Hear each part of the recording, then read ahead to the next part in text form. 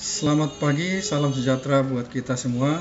Bertemu lagi dengan Pak Indra dalam pembahasan materi pelajaran lanjutan dari fluida statis, yaitu fluida dinamis. Submaterinya yaitu mengenai satu fluida ideal, yang kedua persamaan kontinuitas, yang ketiga hukum Bernoulli, dan yang keempat penerapan hukum Bernoulli. Oke, segera kita mulai. Yang pertama tadi fluida ideal. Fluida ideal di sini yang dimaksud dengan fluida ideal ada ciri-cirinya. Ini di bawah ini kita lihat. Tapi sebelumnya kita lihat dulu apa yang dimaksud dengan fluida dinamis. Fluida dinamis adalah zat cair yang mengalir. Ingat ya, zat cair yang mengalir. Dalam hal ini fluida dinamis dianggap sebagai fluida ideal. Ya, jadi di sini kata kuncinya fluida dinamis yang kita bahas di sini adalah fluida ideal, yaitu zat yang mengalir.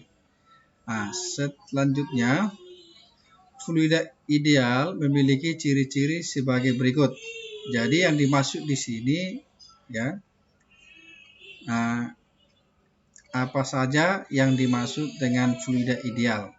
Yang pertama, alirannya tak kental sehingga selama mengalir fluida tidak mengalami gesekan, baik dengan dinding maupun dengan zat cair.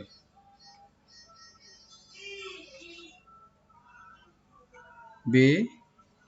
Aliran tunak ya atau steady karena kecepatan fluida di suatu titik adalah konstan terhadap waktu. Yang C. Aliran tidak dapat termampatkan, artinya fluida yang mengalir tidak mengalami perubahan volume atau massa jenis saat diberi tekanan.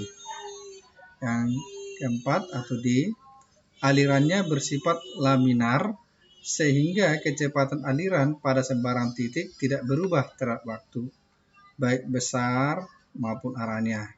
Aliran ini dinamakan aliran garis lurus atau streamline. Aliran ini juga tidak berotasi. Ya, jadi yang keempat inilah ciri-ciri yang termasuk fluida ideal. Ya, oke, saya rasa bisa dipahami. Selanjutnya kita lihat persamaan kontinuitas.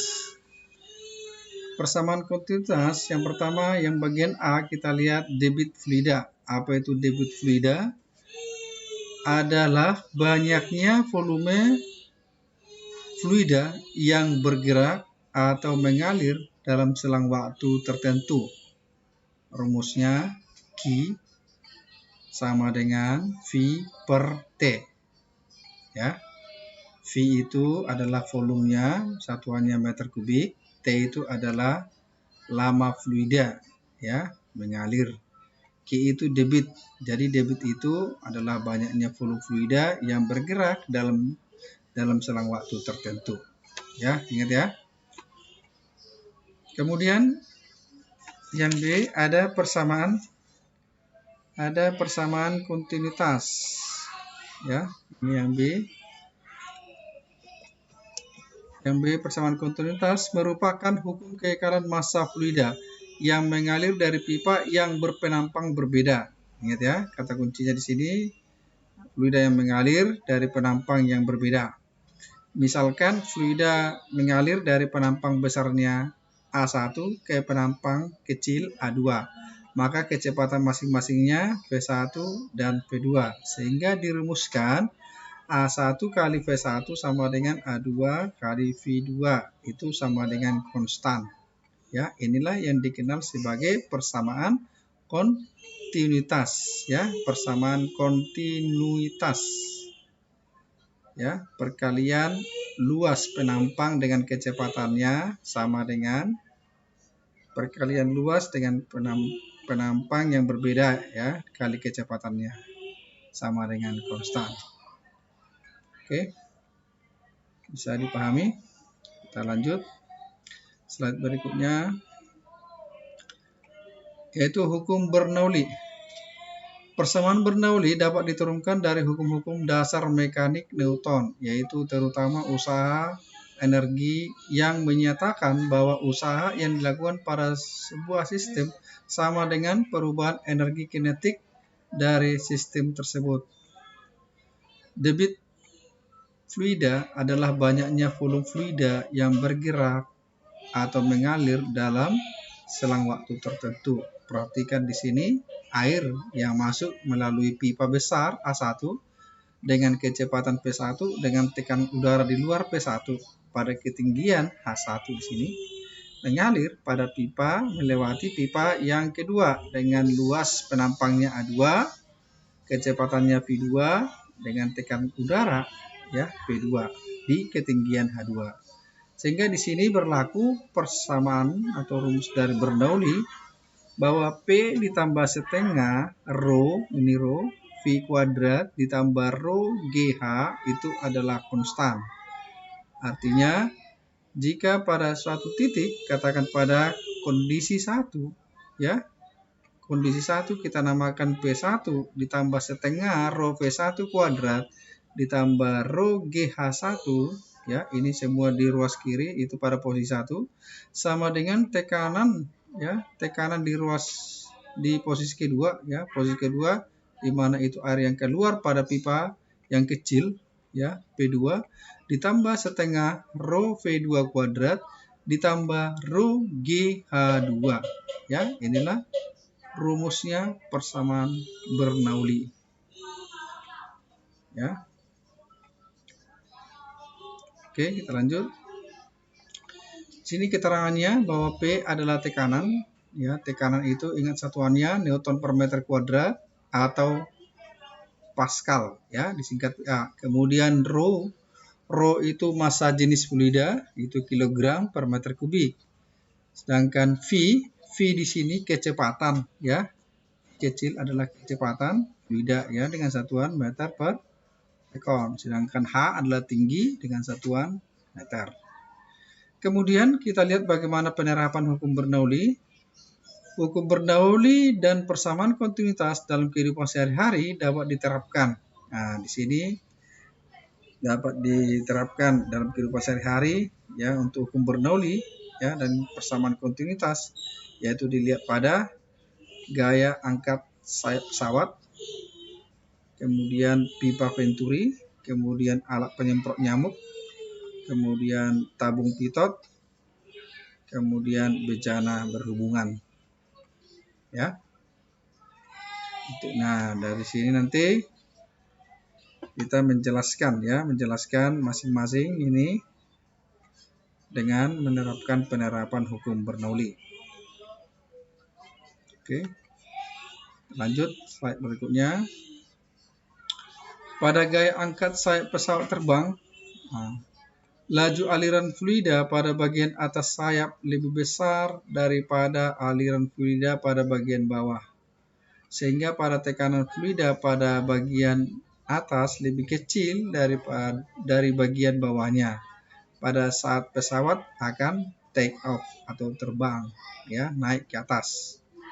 Berlaku hubungan sebagai berikut. Ini kecepatannya VA, kecepatan bagian atas sayap. Ya, VA lebih besar daripada kecepatan udara di bagian bawah sayap ya, VB. Sehingga menghasilkan tekanan udara di atas sayap pesawat itu lebih kecil daripada tekanan udara di bawah sayap pesawat. Ya, ini aliran udaranya. Udaranya kita lihat pada saat kondisinya pesawat itu take off, terbang ke atas. Ya, terbang ke atas berarti diperlukan tekanan udara di bawah sayap ini harus lebih besar supaya bisa terangkat ke atas. Ya, di sini harus VB-nya harus lebih kecil supaya menghasilkan tekanan udara di bawah sayap pesawat lebih besar sehingga pesawat bisa terangkat ke atas. Nah, besar gaya angkat sayap pesawat diturunkan dari hukum Bernoulli. Ini rumusnya. F1 dikurang F2 itu sama dengan P1 dikurang P2 dikali luasnya. Atau F1 dikurang F2 sama dengan ini setengah rho A buka kurung VA itu kecepatan udara tadi di atas kuadrat dikurang VB kecepatan udara di bagian bawah sayap pesawat ya kuadrat. Di mana F1 dan F2 itu adalah gaya angkatnya ya, gaya angkatnya F1 dikurang F2 atau selisih gayanya disebut gaya angkat sayap pesawat. Sedangkan rho di sini adalah massa jenis udara, sedangkan A luas penampang sayap pesawat. Ya, VA tadi ini kecepatan aliran udara pada bagian atas sayap, kemudian VB kecepatan aliran udara pada bagian bawah sayap. Oke, saya rasa bisa dipahami ya. Kita lanjut pipa Venturi. Via Venturi ada dua di sini, via Venturi dibagi dua, yaitu via Venturi tanpa manometer ya. Tanpa manometer, perhatikan gambarnya di sini sudah jelas. Ini luas penampangnya, kemudian kecepatannya V1 melewati pipa 1, kemudian ini pipa 2 A2 luas penampangnya dengan kecepatan V2. Di sini yang pertama kita lihat bahwa persamaan kontinuitas masih berlaku, A1 V1 sama dengan A2 V2. Kemudian untuk mencari kecepatan air ya melalui pipa 1 adalah V1 sama dengan 2GH per buka kurung A1 kuadrat per A2 kuadrat tutup kurung dikurang 1 ya. Ini mencari kecepatan air pada pipa besar ya, pada pipa A1 ya. A1 itu tadi luas penampang pipa yang besar, kemudian A2 luas penampang pipa yang kecil ya. A tadi perbedaan tingginya, kemudian V1 V2 adalah kecepatannya. Oke, saya rasa bisa dipahami. Kita lanjut. Slide berikutnya, pipa Venturi dengan manometer. Dengan manometer di sini kata kuncinya ada dua fluidanya, yaitu udara dengan zat cair. Zat cair di sini biasanya dipakai itu adalah air raksa. Ya, jenis fluidanya. Atau selain itu bisa dipakai ya. Nah, di sini kita perhatikan dari gambarnya ada kecepatan ya, kecepatan udara ya, kecepatan udara melalui pipa 1 kemudian melewati pipa 2. Nah, sehingga dapat dirumuskan untuk mencari kecepatan udara pada pipa 1 itu V1 sama dengan akar dari 2GH ya buka kurung, ini rho 2 dikurang rho 1 tutup kurung ya, karena ada dua massa jenisnya.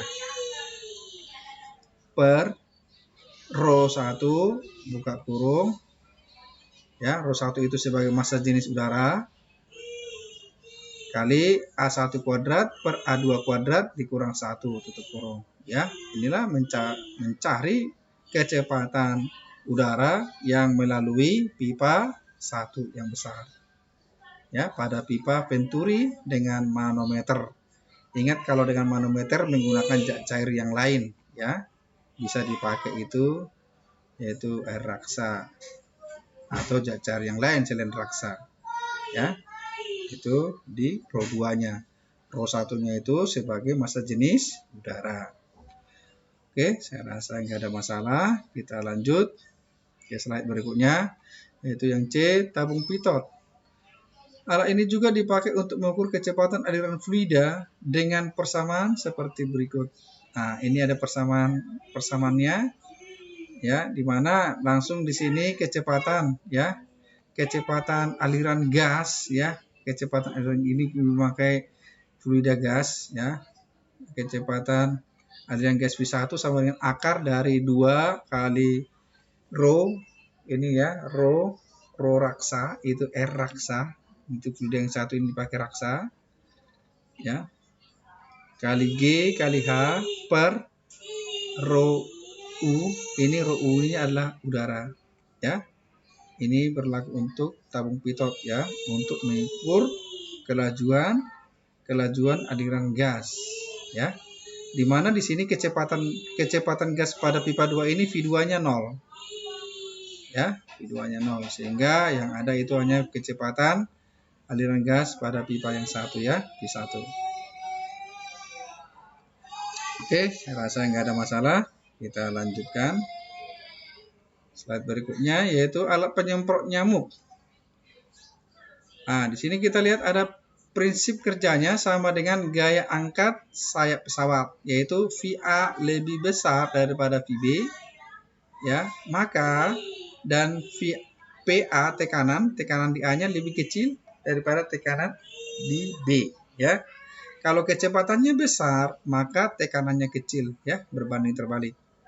Kalau kecepatannya kecil, kecepatan udaranya kecil, maka tekanannya besar, ya. Nah, di sini dapat kita ambil rumusnya. PA ditambah setengah rho VA kuadrat sama dengan PB ditambah setengah rho PB kuadrat. Ini persamaan Bernoulli, ya, dimana ini berlaku ketinggiannya tidak berlaku, ya, hanya di sini 0, ya. Jadi yang ada dipakai di sini tekanan dan kecepatan, ya. Ada dua pipa yang berbeda. Oke, rasa bisa dipahami. Kita lanjut slide berikutnya. Ya, yang E ini yang terakhir. Pada bejana yang dilubangin, ya, ini ibaratnya gambar ini ibaratnya kayak tangki air, ya, di mana ada kerannya, air yang keluar dari keran ini dengan jaraknya X, ketinggiannya ada 3 di sini, ya. Ketinggian dari atas permukaan sampai bawah itu H. Dari keran, dari lubang, ya, lubang air yang keluar ini, ya, atau keran air dari ke permukaan itu H1, kemudian dari bawah keran, ya, dari keran diukur ke dasar permukaan itu H2. Oke, di sini langsung kita lihat bagaimana persamaan atau rumusnya. Kecepatan air keluar dari lubang itu tekanannya sama, P1 sama P2, sehingga diperoleh untuk mencari kecepatan air yang keluar dari keran, ya, dari lubang pipa yang bocor, yang bocor ini, ya. Untuk kerannya, V-nya sama dengan akar dari 2GH.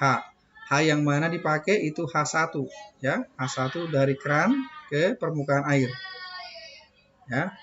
Kemudian untuk menghitung jarak jatuhnya air sampai ke permukaan itu dengan menggunakan rumus dari X sama dengan V kali T, sehingga diperoleh X sama dengan 2 kali ketinggian H1 itu dari keran ke permukaan dengan H2 dari keran ke dasar.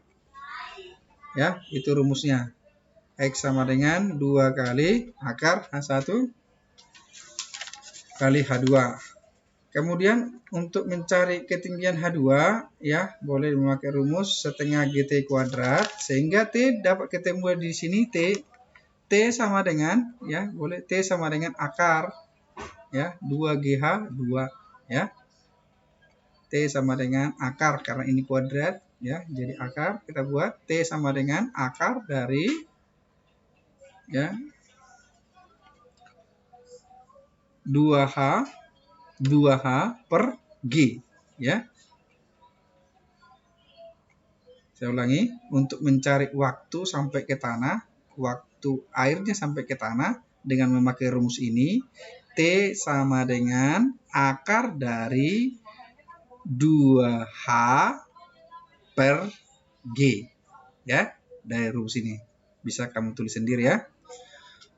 Oke, kita lanjut. Oke, ini latihan soal. Ya, berarti kita udah selesai materinya sampai di sini, sampai di bejana yang dilubangin, ya. Oke, saya rasa materinya bisa dipahami, ya. Tidak sulit, ya. Oke, demikianlah pembahasan materi fluida dinamis. Semoga bisa bermanfaat dan dapat diterapkan dalam kehidupan sehari-hari. Sehingga akhir kata saya ucapkan terima kasih atas perhatiannya dan sampai bertemu di video pembelajaran berikutnya. Sekian dan terima kasih.